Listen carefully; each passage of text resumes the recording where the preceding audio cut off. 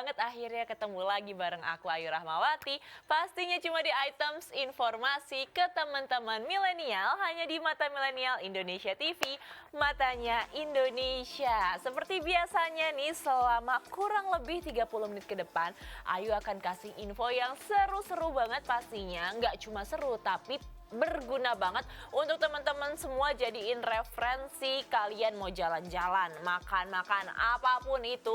Pokoknya kalian harus nonton episode ini sampai habis.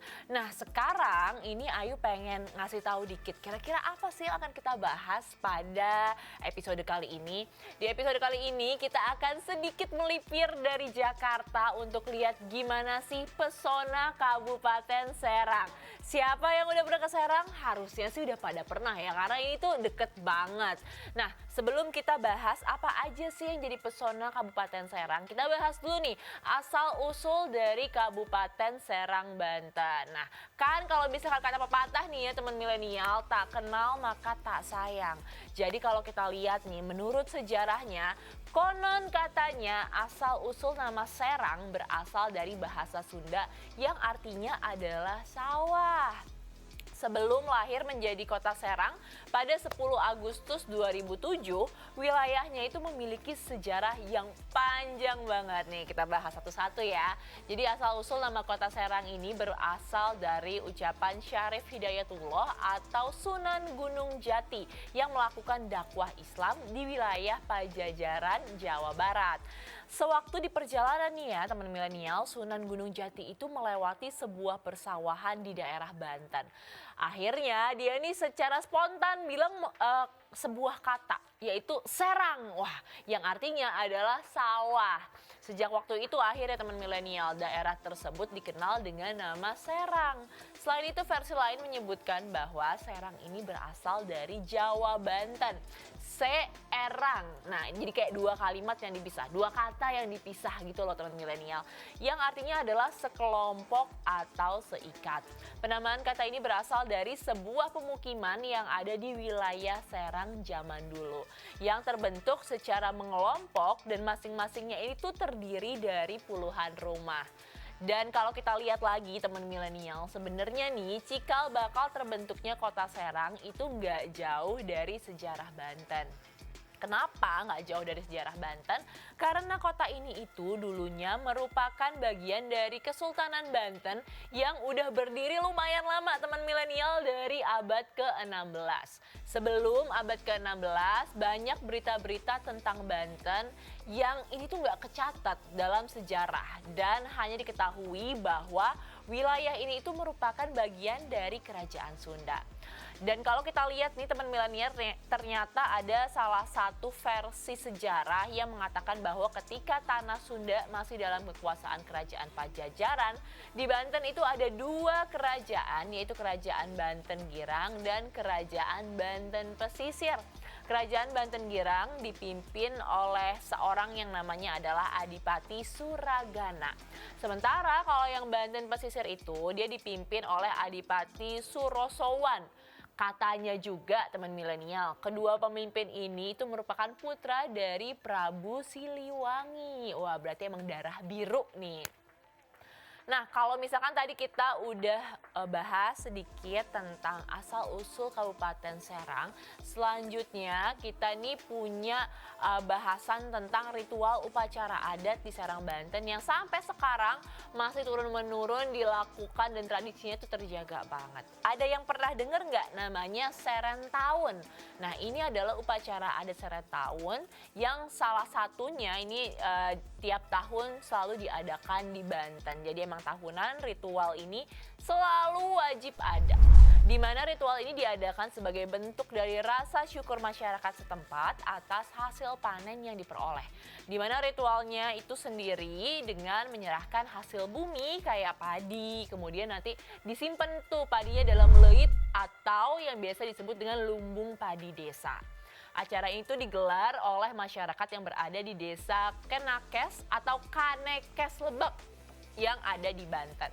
Dan menariknya nih teman milenial, upacara adat ini tuh udah ada sejak pemerintahan Kerajaan Pajajaran Sunda. Jadi dari zaman nenek moyang dahulu kala emang udah dilakuin terus sampai sekarang. Kemudian selanjutnya guys, ada juga upacara adat lain yang gak kalah serunya, namanya adalah ngalaksa. Kayak nama makanan nih ya teman milenial. Tapi ngalaksa ini sebenarnya merupakan sebuah upacara adat lanjutan setelah diadakannya ritual ngawalu. Upacara ini tuh sering diadakan dengan kegiatan seperti membuat laksa, dan laksa ini sebagai salah satu hidangan adat sejenis mie atau kue tiaw. Bentuknya itu dia pipih dan lebar, terbuat dari tepung beras. Biasanya berarti teksturnya agak kenyal nih kalau dari tepung beras. Kegiatan ini melibatkan semua masyarakat yang ada di daerah setempat sebagai bentuk kemeriahan, juga partisipasi, dan berfungsi untuk menghitung berapa jumlah penduduk setempat. Perhitungan juga melibatkan anak balita, bayi, dan juga anak-anak yang masih dalam kandungan. Semuanya dihitung, nggak boleh ada yang kelewat.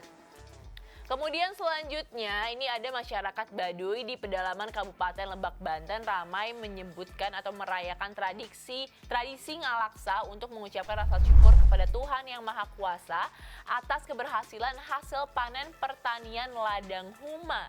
Perayaan tradisi ngalaksa yang dilaksanakan setiap tahun oleh masyarakat Baduy itu cukup ramai teman milenial.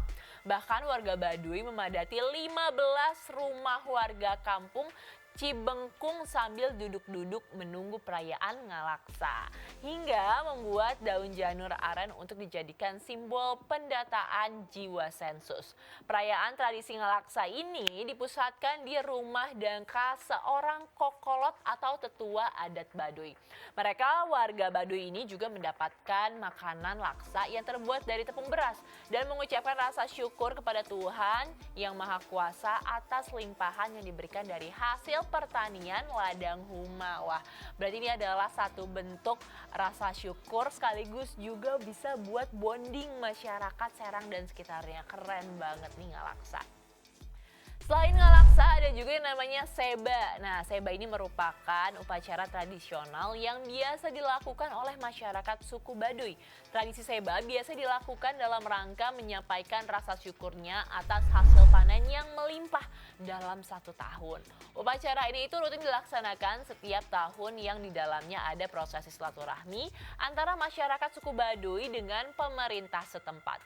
Tradisi seba ini dilakukan di dua tempat, yaitu Pendopo Kabupaten Lebak dan di Kota Serang sebagai pusat Provinsi Banten.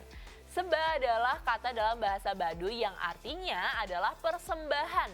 Dalam konteks upacara seba, masyarakat Baduy atau orang Kanekes akan mempersembahkan hasil panen nantinya itu kepada pemerintah. Berdasarkan sejarahnya, seba ini udah dilakuin oleh masyarakat Baduy dalam kurun waktu yang cukup lama. Dan konon katanya upacara seba ini udah berlangsung sejak ratusan tahun silam, tepatnya pada masa kejayaan Kesultanan Banten. Seba didahului oleh upacara kawalu, yaitu ungkapan terima kasih kepada Tuhan atas keberhasilan panen. Secara umum, seba ini memiliki tujuan berupa harapan keselamatan dan ungkapan rasa syukur. Adapun tujuan upacara seba secara khusus antara lain membawa amanat puun atau ketua adat, memberikan laporan, menyampaikan harapan, dan menyerahkan hasil bumi. Tradisi seba ini juga menjadi wujud kesetiaan dan juga ketaatan suku Baduy kepada pemerintah. Pemerintah yang dimaksud dalam hal ini adalah pemerintah Kabupaten Lebak dan pemerintah Provinsi Banten. Tujuan dari upacara adat ini adalah upacara seba dapat diartikan sebagai kunjungan resmi masyarakat Baduy setelah musim panen tiba. Selanjutnya ada lagi nih sebuah tradisi yang masih turun-temurun dilaksanain sampai sekarang, namanya adalah ngolotken. Wah, ini Sunda banget ya bahasanya.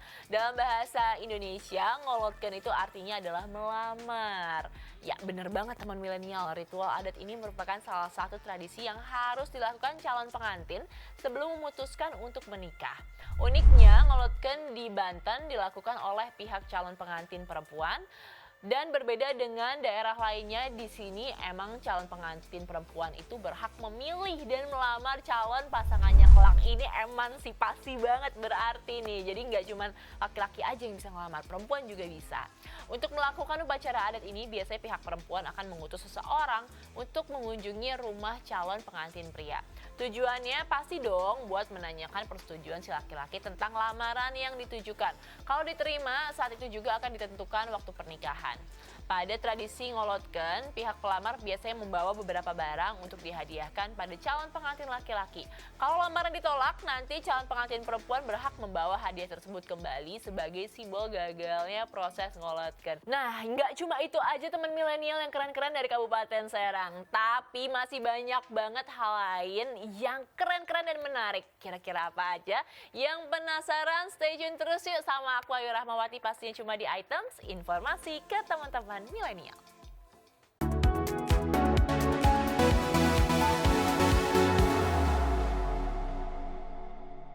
Hai teman milenial, balik lagi sama aku Ayu, pastinya cuma di Items Informasi ke teman-teman milenial, masih membahas pesona Kabupaten Serang.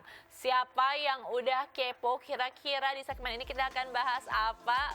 Gak usah khawatir, kita langsung aja nih ngebahas tentang apa aja sih serba-serbinya Kabupaten Serang itu. Jadi selanjutnya kita akan bawa kalian ke segmen tentang destinasi wisata yang ada di Banten. Siapa yang udah nggak sabar? Karena pastinya Banten ini jadi short escape yang oke banget kalau dari Jakarta. Nggak terlalu jauh soalnya teman milenial. Yang pertama yang perlu dikunjungin adalah Curug, apalagi kalau bukan Curug Cikotak. Serang merupakan bagian dari Banten yang mempunyai berbagai macam keindahan yang lengkap banget teman milenial. Mulai dari pantainya, gunung, air terjun, bahkan sampai kulinernya itu pasti kalau kalian gak ngunjungin nyesel banget. Kali ini kita akan mengunjungi objek wisata Curug Cikotak yang konon lokasinya seperti tempat mandi para bidadari. Curug Cikotak sendiri mempunyai tinggi kurang lebih 40 meter dengan tebing dan pepohonan yang tumbuh di sampingnya. Debitnya cukup deras dan adanya kolam alami yang sangat jernih. Waktu terbaik mengunjungi curug ini adalah saat musim pancaroba, karena di musim penghujan air itu cenderung jadi keruh warnanya. Hal-hal yang paling menarik waktu kamu datang ke sini adalah duduk di bebatuan sambil menikmati kopi dan mie instan. Sungguh ini adalah sebuah surga dunia yang pastinya sayang banget kalau dilewatin, apalagi dekat dari Jakarta teman milenial. Tapi jangan sampai kamu buang sampah sembarangan ya. Ingat, kamu juga perlu menjaga alam dan juga harus dirawat terus alam ini agar tetap lestari sampai nanti anak cucu kita. Kalau kalian pengen pergi ke sana, disarankan untuk datangnya sebelum jam 3 sore. Karena kalau kalian datangnya ini ke sorean kayak jam 4 gitu, dengan perjalanan pulang pergi sampai 50 menit, kamu tuh nggak bakal puas karena udah keburu gelap teman milenial.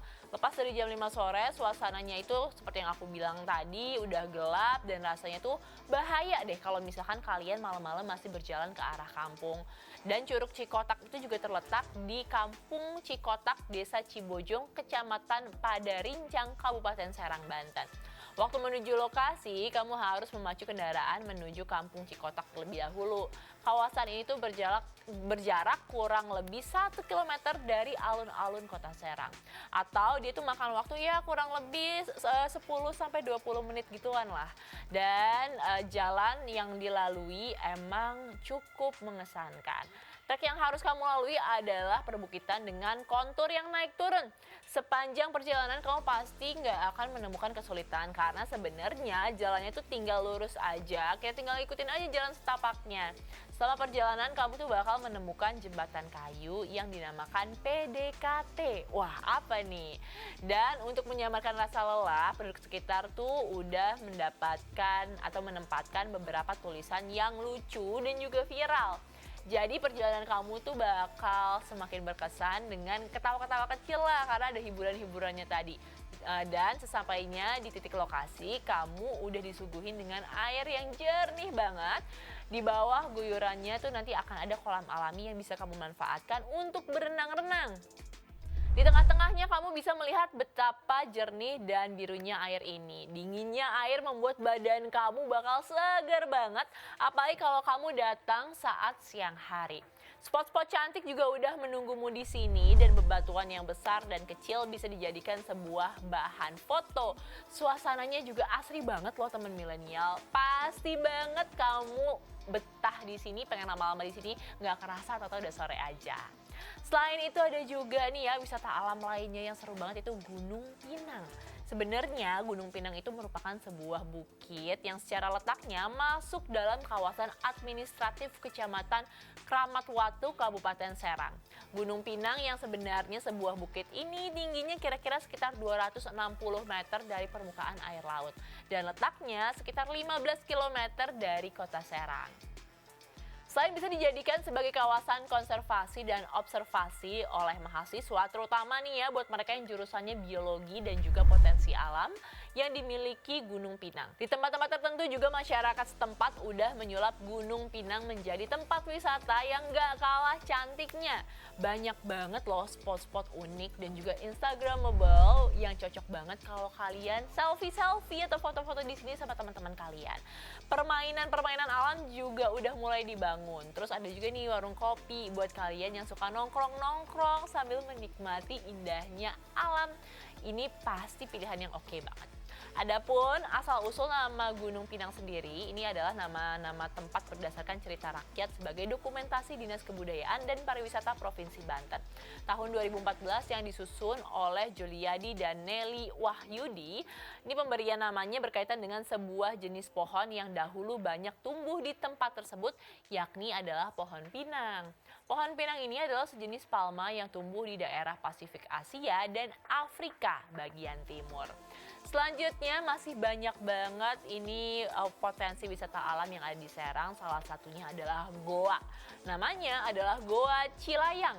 Objek wisata Goa Cilayang di Cikesal, Serang, Banten adalah salah satu tempat wisata yang berada di Desa Cilayang, Kecamatan Cikesal, Kabupaten Serang, Banten, Indonesia.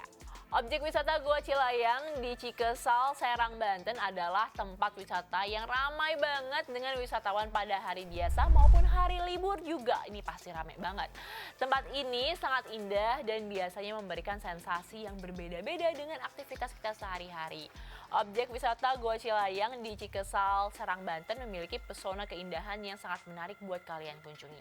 Objek wisata Goa Cilayang di Cikesal, Serang, Banten ini juga cocok banget buat ngisi kegiatan liburan kalian. Apalagi kalau liburan kalian itu libur panjang, kayak libur nasional maupun hari-hari kejepit misalnya. Objek wisata Goa Cilayang ini tuh terdapat di daerah Desa Cilayang dan di dalamnya itu ada banyak kelelawar hitam dan sebagian orang menganggap tempat ini keramat. Jadi kalau misalkan kalian pengen dapat sebuah sensasi yang berbeda ketika berlibur, ini bisa jadi salah satu pilihan kalian yang tepat banget. Objek wisata Goa Cilayang ini di dalamnya juga terdapat stalaktit dan juga stalagmit yang dapat Anda temukan karena tergolong sebagai tempat wisata yang belum terkenal. Nah, keindahan dari Goa Cilayang ini bisa dikatakan masih tersembunyi atau hidden gem nih katanya. Masih jarang banget ada wisatawan yang datang ke sini. Tapi lagi-lagi ya, kalau misalkan teman milenial mau datang ke sini, jangan lupa buat tetap jaga alamnya, jangan buang sampah sembarangan, jangan ngerusak alam. Selanjutnya ini kita masih jalan-jalan lagi ngelihat wisata-wisata yang seru-seru dan juga alami. Ini salah satunya adalah Danau Tasik-Kardi. Nah, Danau Tasik-Kardi ini merupakan salah satu situs sejarah peninggalan Kesultanan Banten dan Danau Tasik-Kardi ini letaknya sekitar 6 km di sebelah barat kota Serang. Tepatnya di Kampung Kamasan, Desa Margasana, Kecamatan Kramat Watu, Kabupaten Serang. Danau Tasik-Kardi yang merupakan tempat penampungan air yang dahulunya dialirkan ke Keraton Surosowan, luasnya itu sekitar 5 hektar. Danau Tasik-Kardi ini dibangun pada masa pemerintahan Sultan Maulana Yusuf, Sultan Banten yang ketiga, memerintah Banten sejak tahun 1570 sampai 1580. Nama Danau Tasik-Kardi diambil dari bahasa Sunda yang memiliki arti danau buatan. Arsitek yang membangun Danau Tasik-Kardi adalah Hendrik Lucas Kardel yang merupakan arsitek Belanda yang melarikan diri dari Batavia. Bukan cuma warga asli Margasana yang dapat berkreasi menikmati keindahan Danau Tasik-Kardi, Warga Kasemen, desa atau kelurahan di lingkungan Kesultanan, bahkan di luar Banten juga dapat mengunjungi Danau Tasikardi ini. Menurut Saifuddin, salah satu warga Kasemen, mengungkapkan bahwa di Danau Tasikardi ini dahulu tuh ada bebek-bebekan. Permainan layaknya perahu air yang membuat Danau Tasikardi ini ramai banget sama anak-anak di kampung sekitar. Dengan adanya wahana bebek-bebekan ini sebagai alat bermain, tentu membuat Danau Tasikardi ini jadi ramai banget dikunjungi para wisatawan. Tapi Saifuddin mengungkapkan juga bahwa bebek-bebekan yang ada hanya tinggal 1 buah nih sekarang. Meskipun bebek-bebekan tinggal 1, tapi ini nggak bikin Danau Tasikardi sepi. Terlihat masih banyak banget warga yang datang ke sini untuk sekedar berwisata atau santai-santai aja sama keluarga.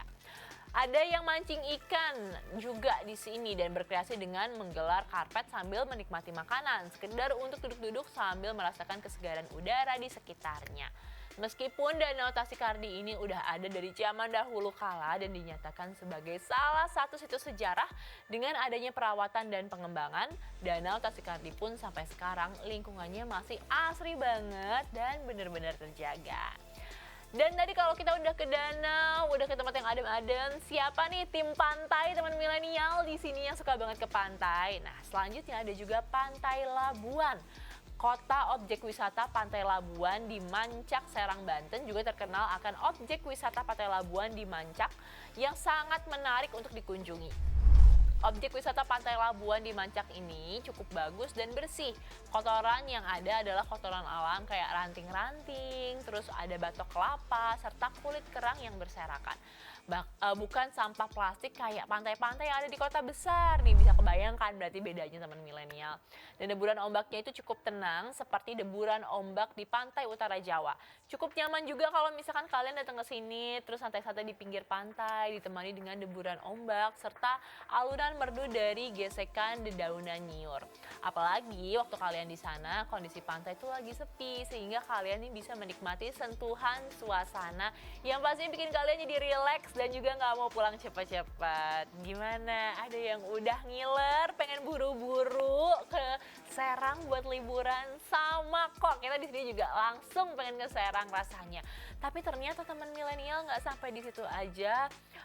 Berbagai keindahan, berbagai harta karun yang ada di Serang. Pastiin kalian sama aku terus ya, cuma di Items Informasi ke teman-teman milenial.